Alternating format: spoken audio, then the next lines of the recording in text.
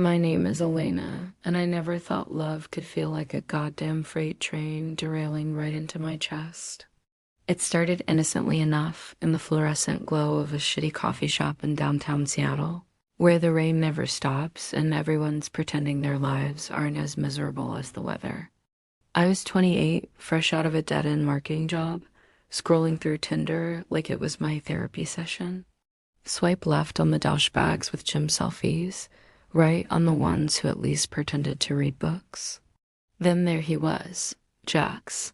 Profile pic showed a guy with messy dark hair, a crooked smile that screamed trouble, and a bio that read, "Adventurer at heart, but mostly just lost in the city.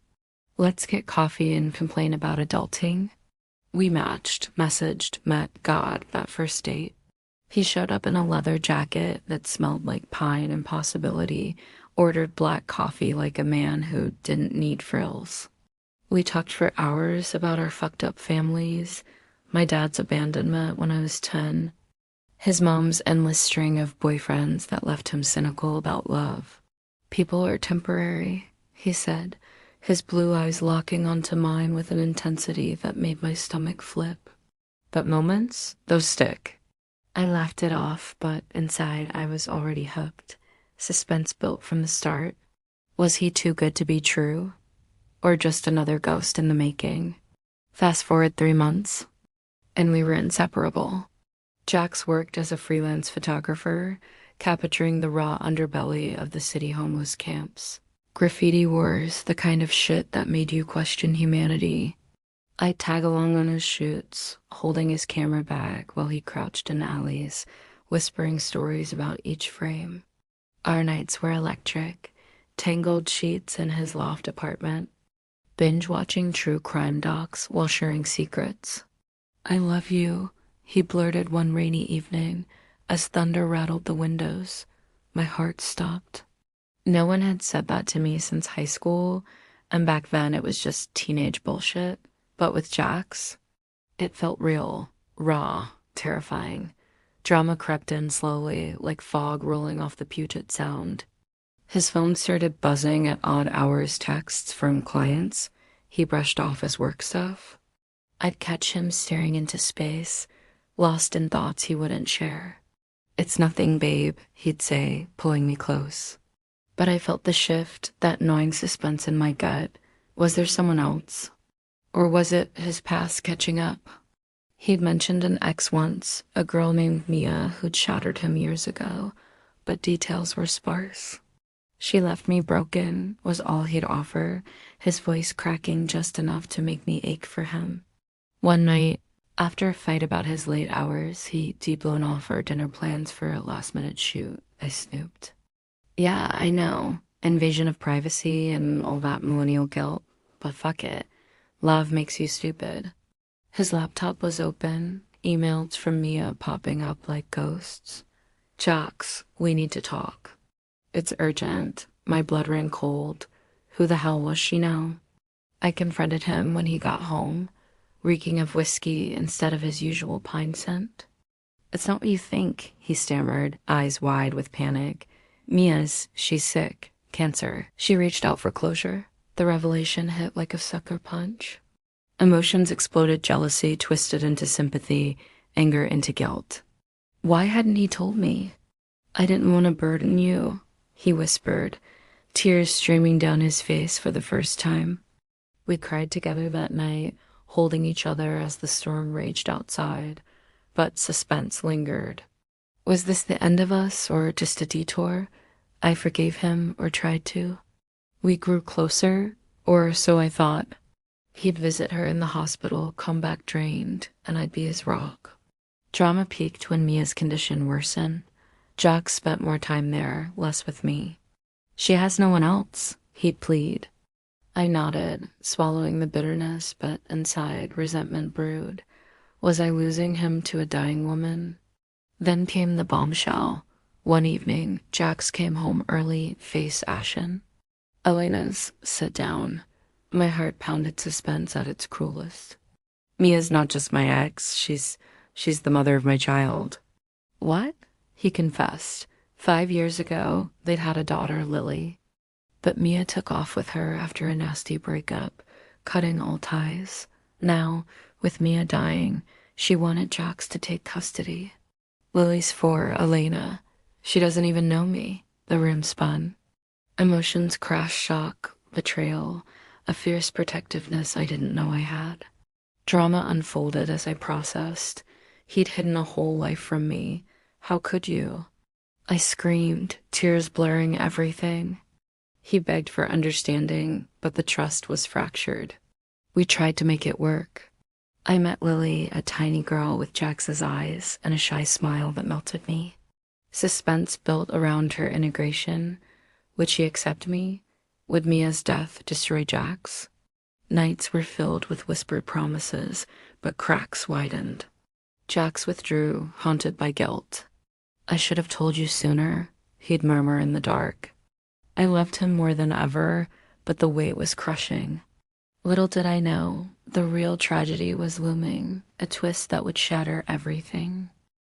As the weeks blurred into a haze of hospital visits and toddler tantrums, I clung to Jax like a lifeline in a storm I couldn't see coming.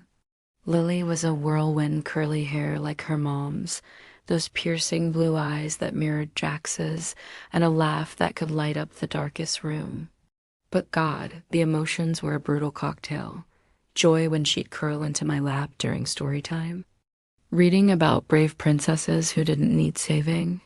Jealousy when she'd cry for Mamma Mia in her sleep. And this deep, aching fear that I was just a placeholder in their fractured family.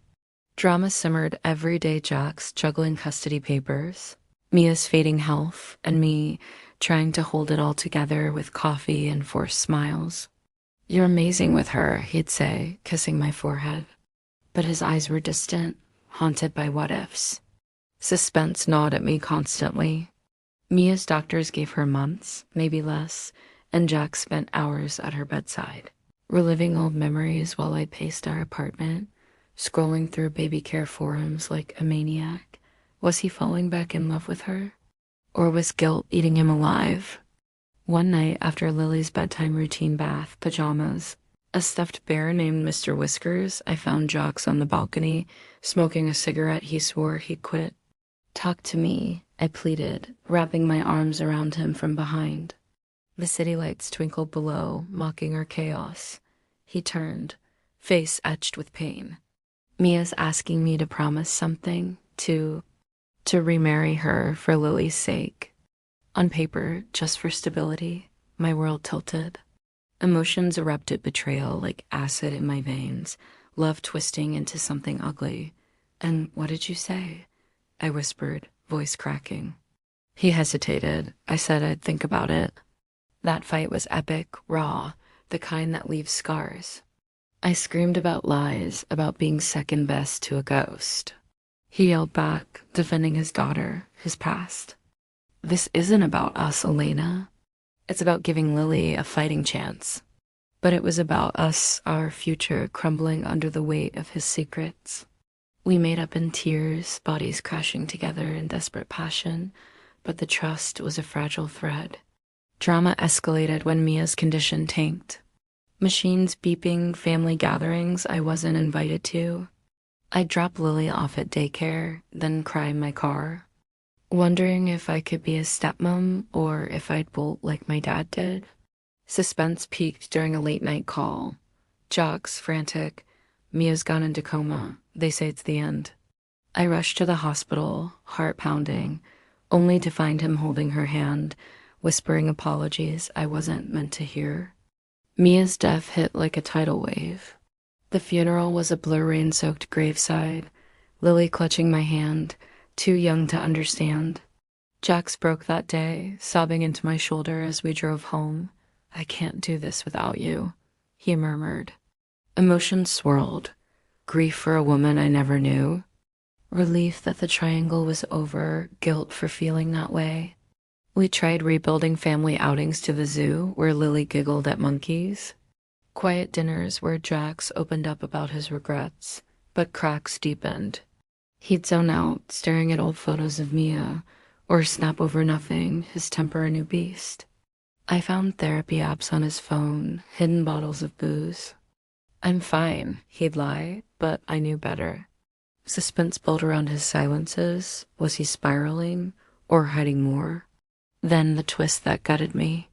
Sorting through Mia's things boxes Jax brought home for Lily's keepsakes, I stumbled on letters.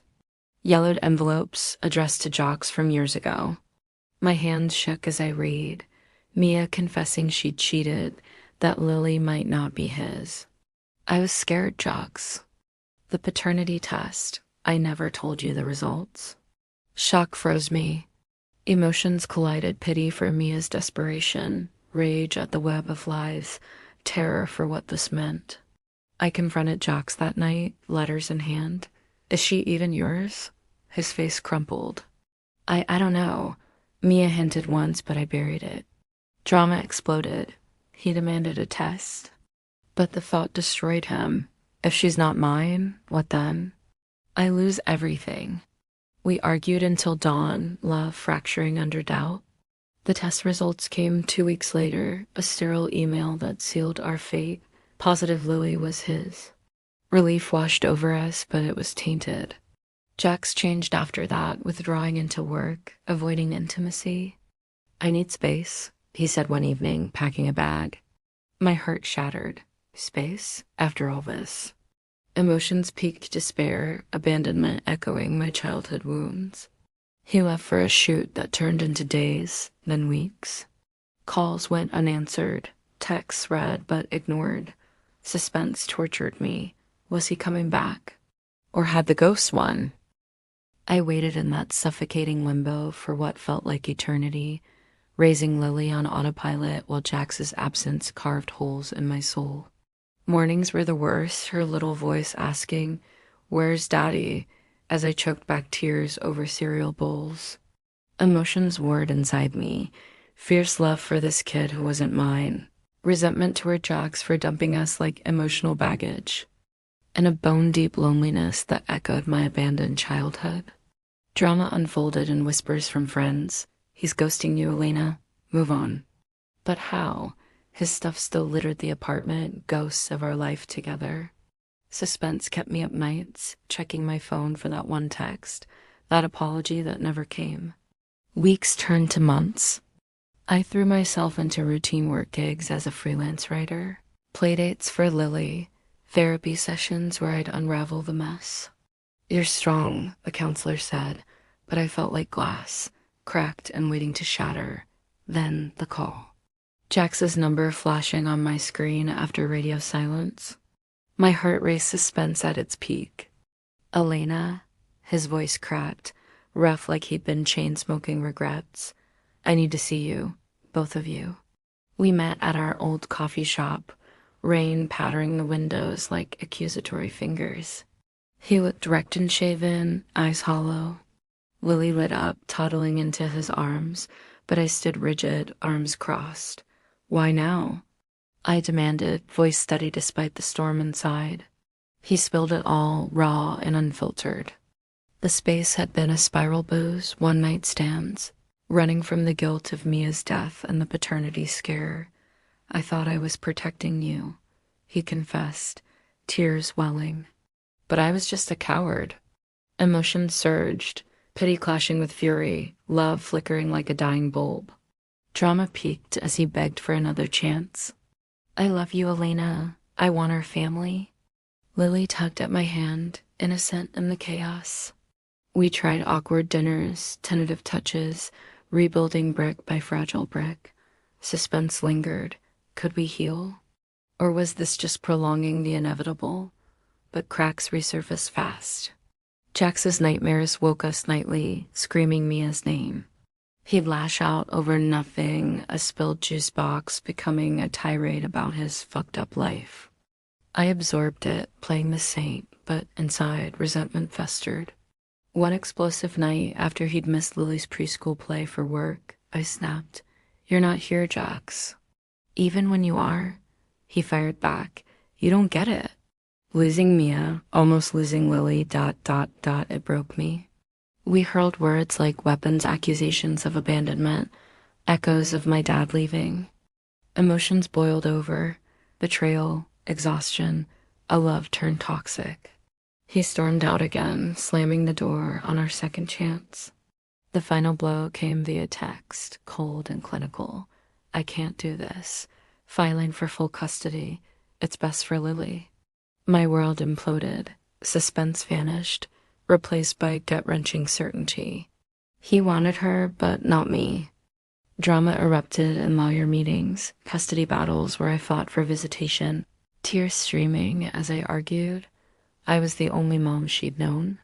She's mine too, I whispered to the judge, voice breaking, but blood won. Jack's got primary custody, me weekends if he allowed. Emotions drowned me, loss sharper than any knife, grief for the family that slipped away. Now, 2 years later, I scroll through old photos in my empty apartment, rain still falling outside. Jack's remarried some photographer chick, Lily, thriving in pics he occasionally shares. Me? I'm piecing myself back together, new job, therapy breakthroughs, dates that fizzle because no one compares. Love's a cruel joke, promising forever then yanking the rug. I miss them every day, the what-ifs haunting like echoes. But I've learned, sometimes, letting go is the only way to survive. Still, in quiet moments, I wonder if I'd fought harder or walked away sooner.